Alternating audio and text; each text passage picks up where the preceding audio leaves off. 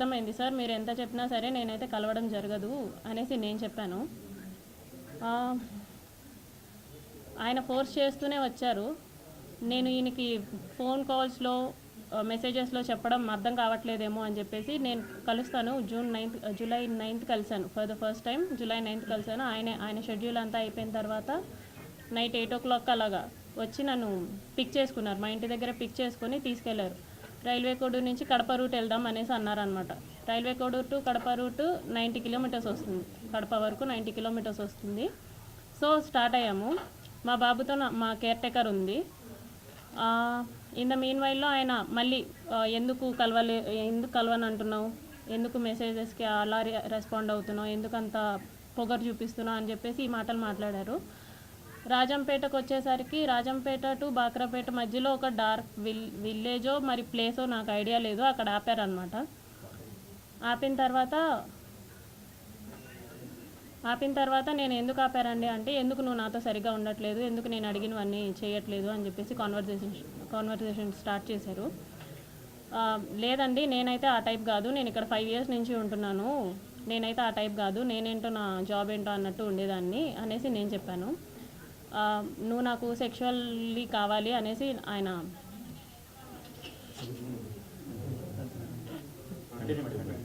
చెప్పండి కనీసం మాట్లాడనివ్వండి నన్ను. ఓకే, సో ఆయన సెక్షువల్ సాటిస్ఫాక్షన్ కావాలి నాకు నీతో అనేసి అన్నారనమాట. లేదు సార్, నేను అవన్నీ చెయ్యను అనేసి చెప్పేసరికి ఆయన నా బాడీ పార్ట్స్ టచ్ చేయడానికి ట్రై చేస్తూ నన్ను ఫోర్స్ చేయడానికి ట్రై చేశారు. కార్ డోర్ ఓపెన్ చేసేలాగా నా జుట్టు పట్టుకొని ఇలా లాగారు, ఎడ్జ్ ఆఫ్ మై హెయిర్ పట్టుకొని లాగారు అనమాట. నా ఫ్రంట్ సీట్, నేను ఫ్రంట్ సీట్లో కూర్చున్నాను. రెక్లైనర్గా బెండ్ చేసేసి నా మీదకి వచ్చేసి నేను అరవబోయాను, ప్లస్ చేతులు ఇలా పట్టేసుకున్నారు. 2 చేతులు ఆయన ఒక చేతి ఇలా పట్టుకున్నారు, కొట్టారు. ఫోర్స్ఫుల్లీ నా ప్యాంట్ అది తీసేసి he force himself on to me for the first time. అయిపోయిన తర్వాత నేను భయపడిపోయి నేను వెనక్కి వెళ్ళిపోయాను. ఆ మధ్యలో నేను వెనక్కి వెళ్ళిపోయాను. ఆ సీట్ ఈ మిడిల్ ఆఫ్ ద సీట్ ఉంటుంది కదా, దాని నుంచి నేను వెనక్కి వెళ్ళిపోయి నేను వెనక్కి కూర్చున్నాను. ఆయన డ్రైవ్ చేశారు, మా హోమ్కి డ్రైవ్ చేశారు. నేను దిగిపోతున్నప్పుడు చెప్పారనమాట, చాలా చాలా చేస్తున్నావు, ఇక నుంచి అట్లా చేయొద్దు, నువ్వు నా మాటే వినాలి, నేను చెప్పినట్టే చేయాలి, మీ హస్బెండ్ నిన్ను పట్టించుకోడేమో, నేను 1000 times ఎక్కువ పట్టించుకుంటాను నేను నిన్ను, సో నేను చెప్పినట్టే చెయ్యి, ఇది ఎవరికి లీక్ చేయొద్దు అని చెప్పేసి ఆ టోన్లో నాతో మాట్లాడారు. నేను దిగేశాను. For the first time on July 9th నేను కలవడం జరిగింది. దాని తర్వాత ఒక 2 days గ్యాప్ ఇచ్చి మళ్ళీ స్టార్ట్ చేశారు, కలుద్దాం, మీట్ అవుదాం అని చెప్పేసి ఈ type of messages, video calls ఆయన కంటిన్యూస్లీ వీడియో కాల్స్ నాతో చేసేవాళ్ళు.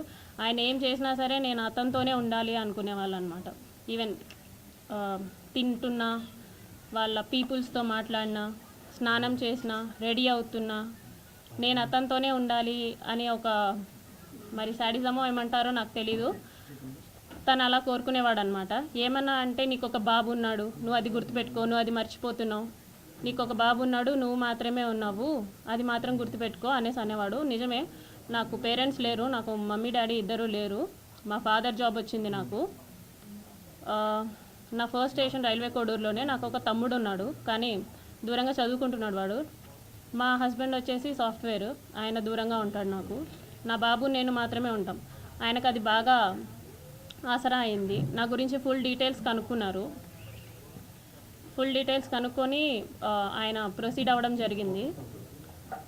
చాలా డామినేషన్ చేసేవాళ్ళు, చాలా డామినేటెడ్గా ఉండేవాళ్ళు అనమాట. ప్రతి విషయంలోనూ చిరాకు పడ్డం, ఇలా ఎందుకండి ఈ టైప్ ఆఫ్ రిలేషన్షిప్, ఈ టైప్ ఆఫ్ ఫోర్స్డ్ రిలేషన్షిప్లో నేను ఎందుకు ఉండాలి అని చెప్పేసి నేను అడిగినప్పుడు, నాకు నువ్వు ఇలాగే కావాలి, నాకు నువ్వు ఇలాగే ఉండాలి అని చెప్పేసి బెదిరింపులు, గట్టిగా మాట్లాడాలు, పొగరు చూపించడాలు, ఏమన్నా అంటే ఆఫీస్లో ఒక ఎంక్వైరీ వేస్తాను అనేసి అంటారనమాట.